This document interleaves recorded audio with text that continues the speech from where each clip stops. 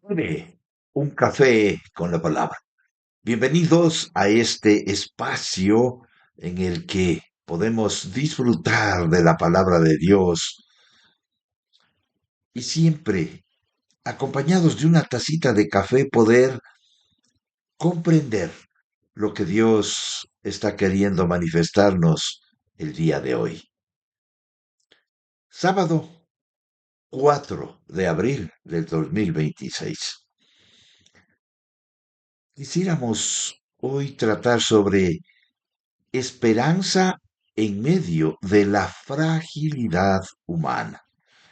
En el Salmo 39, versículos 7 y 8, dice la palabra: Y ahora, oh Señor, ¿qué esperaré? Mi esperanza está en ti. Vivimos en una generación obsesionada con el control. Control del tiempo, control del futuro, de la salud, de la economía. Todo queremos tener bajo control. Pero la realidad es esta. El hombre no controla absolutamente nada. Todo lo que Dios ha establecido y ha planificado se realizará. No es porque el hombre controle o no controle. El Salmo 39 es una confesión cruda de David bajo inspiración divina. La vida es breve, frágil y muchas veces incomprensible. Y en medio de esa realidad surge una pregunta que cambia todo. Y ahora, Señor, ¿qué esperaré? Y eso o esa pregunta es la que nos hacemos hoy en el presente. ¿Y ahora qué esperaré? Estamos con esas guerras y rumores de guerras, pensando que a lo mejor esta es la tercera guerra mundial o ya es la tercera guerra mundial. Y así, pues, ¿qué esperaremos? La economía se despedaza, se rompe y viene una recesión muy profunda sobre el planeta, en cuestión económica, financiera, en problema de alimentación, en problema de recursos energéticos. Pero sigue la pregunta. ¿Y ahora, Señor, qué esperaré? David no pregunta por soluciones, pregunta por esperanza. Y su respuesta es contundente. Mi esperanza está en ti. Cuando el hombre reconoce su fragilidad, descubre que su única esperanza verdadera está en Dios y en su gracia redentora. El Salmo 39 pertenece a los salmos de lamento personal de David, probablemente escrito en un tiempo de disciplina divina. Refleja enfermedad o sufrimiento, convicción de pecado, reflexión sobre la brevedad de la vida. En la cultura hebrea, la vida era vista como un vapor, algo temporal, algo, un fideicomiso. Lo leemos en el libro de Eclesiastés. La disciplina divina era entendida como evidencia del trato de Dios con su pueblo. David no ve su dolor como un accidente, sino como el trato soberano de Dios. Dios usa incluso el sufrimiento como un medio para llevar al pecador al arrepentimiento y a una dependencia profunda de él. Y vemos al pueblo de Israel sacado de Egipto y llevado al desierto para aprender a depender de Dios, aun cuando tenía mucha riqueza que no le servía para nada.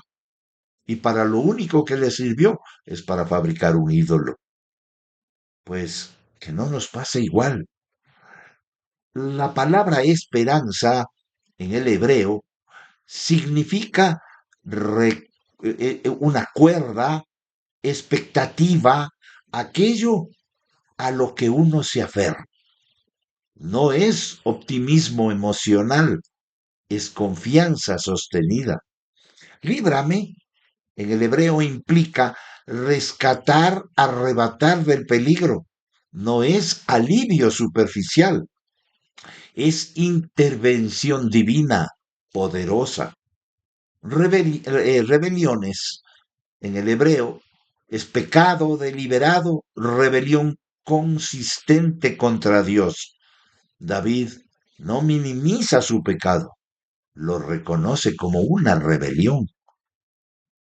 Se dice que un hombre caminaba por un puente colgante en medio de una tormenta. El viento sacudía todo, el puente crujía. Desesperado se aferró con todas sus fuerzas a la cuerda, pero no era su fuerza la que lo sostenía, era la firmeza del puente. Así también no es la intensidad de nuestra fe, es el objeto de nuestra fe, es Dios mismo. Puntualicemos un poquito este texto. En primer lugar, una pregunta que revela el vacío. Y ahora, Señor, ¿qué esperaré? David llega al límite de sí mismo. Ha visto la brevedad de la vida. Ha sentido la disciplina de Dios. Ha experimentado el peso del pecado y se queda sin respuestas humanas. El hombre moderno confía en el dinero, la salud, la tecnología, pero todo falla. El problema del hombre es que busca respuestas en sí mismo en lugar de buscar a Dios. En segundo lugar, una declaración que revela la fe. Mi esperanza está en ti. Aquí ocurre el giro espiritual. David deja de mirar a sí mismo o a las circunstancias y mira a Dios. Esto es fe bíblica. No es negar la realidad, es reinterpretar la realidad desde Dios, desde la óptica de Dios. Y podríamos decir como la canción, enséñame a mirar con tus ojos. La esperanza en Dios es el ancla del alma en medio de las tormentas de la vida. La verdadera esperanza no está en que las circunstancias cambien, sino en que Dios es soberano en ellas. Nuestra esperanza revela en quien confiamos realmente. En tercer lugar, una petición que revela arrepentimiento. Lo leemos en el versículo 8. Líbrame de todas mis rebeliones. David, bajo inspiración divina, no pide primero alivio, pide liberación del pecado, porque eso traerá alivio. Esto es profundamente teológico. El problema principal no es el sufrimiento, es el pecado que produce el sufrimiento. El mayor problema del hombre no es su circunstancia, sino su condición pecaminosa delante de Dios. Además, no me pongas por escarnio del insensato. El pecado público trae deshonra pública. David desea restauración, no solo personal, sino también testimonio. El verdadero arrepentimiento busca limpieza, no solo alivio.